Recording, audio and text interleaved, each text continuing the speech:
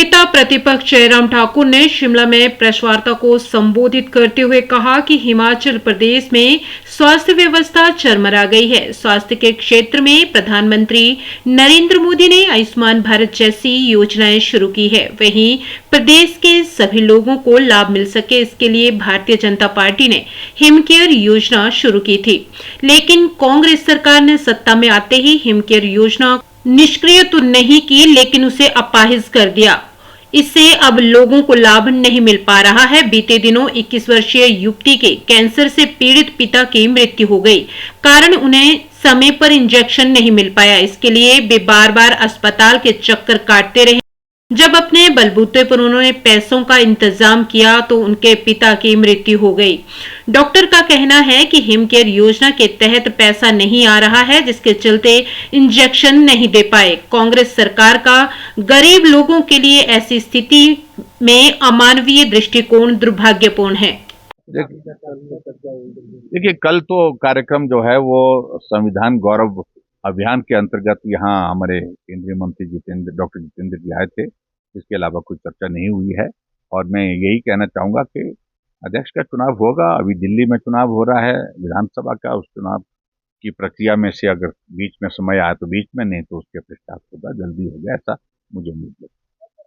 कि मुझे ये सिर्फ कहना है कि हिमाचल प्रदेश में एक तो और जो सस्ता राशन मिलता था उसमें रेट में इंक्रीज की, पहली बात तो ये है। पीछे इंक्रीज करने के साथ साथ में पिछले 7 महीने 8 महीने से जो आइटम्स उसके तहत मिलती है वहां पर उपलब्ध कराती है, जिसमें आपका तेल की अगर बात कर रहे हैं, सरसों के तेल की अगर बात कह रहे हैं, रिफाइंड तेल की अगर बात कह रहे हैं, तो वो उपलब्ध नहीं हो पा रहा है। और उपलब्ध ना होने की वजह यह है कि उसमें भी व्यवस्था परिवर्तन की हमारी सरकार कोशिश कर रही है। अगर बीच में थोड़े वक्त के लिए बंद हो जाता है, अगर हम 2-3 आइटम अगर हम कम करते हैं तो उससे कुछ पैसा बच जाएगा और उस पैसे से हम सरकार चलाएंगे, अपनी गाड़ी चलाएंगे, अपने जो है वो जरूरी खर्चे पैदा करेंगे। लेकिन जब योजना आप लोगों ने तय की है प्रदेश के गरीब लोगों के लिए, वो व्यवस्था आपने दी है, तो मुझे लगता है कि आपको उस पर काम करना चाहिए। इन सारे प्रश्नों का उत्तर मुझे लगता है कि वर्तमान सरकार के मुखिया के पास नहीं है। समझता हूं कि सारे मामले की एक तो जांच होनी चाहिए और ये बिल्कुल उस तरह का ही मामला दिखता है कि एक महीने तक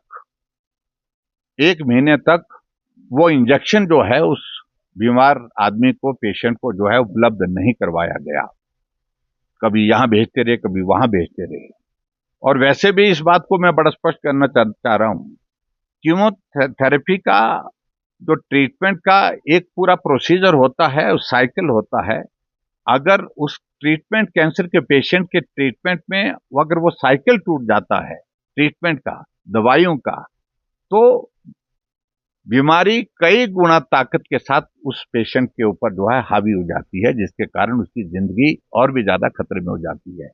और उस तरह से अगर मैं देखूं, जब समय पर ट्रीटमेंट नहीं मिला तो ये मैं कहता हूं कि बार बार कहने के बावजूद भी ट्रीटमेंट नहीं मिला, तो इस बात को लेकर के गंभीरता से लेना चाहिए।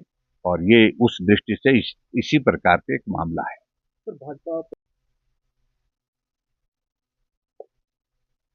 और इसके अलावा मैं यही कहूंगा कि आज हिमाचल प्रदेश में जो स्वास्थ्य के क्षेत्र में हम देख रहे हैं कि जो बेसिक सुविधाएं जो वर्षों पहले मिलती थी, आज उन सारी सुविधाओं से भी हमको महरूम होना पड़ रहा है। और वो भी बड़े संस्थान जो हमारे स्वास्थ्य के संस्थान हिमाचल प्रदेश में, जिसमें आईजीएमसी है और जिसमें हमारे दूसरे संस्थान हैं। और सबसे बड़ी बात ये कि स्वास्थ्य की सुविधा हर व्यक्ति को मिलनी चाहिए। और मुख्यमंत्री जी से मेरा इस बात के लिए आग्रह है, इस बात के लिए निवेदन है कि हिमाचल प्रदेश में इस चरमराई हुई स्वास्थ्य की व्यवस्था को दुरुस्त करने के लिए बजट का प्रावधान करें और इसमें काम करने की शुरुआत करें।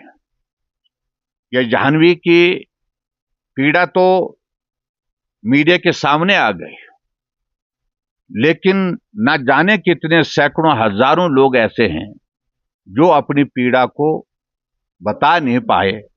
उनके परिवार का सदस्य जो है आपके इस व्यवस्था परिवर्तन के दौर में उनकी चीख पुकार जो है वो दफन होकर के रह गई, लेकिन लोगों तक नहीं पहुंच पाई।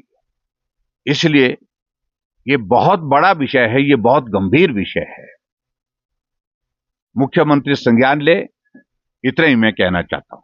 Thank you very much.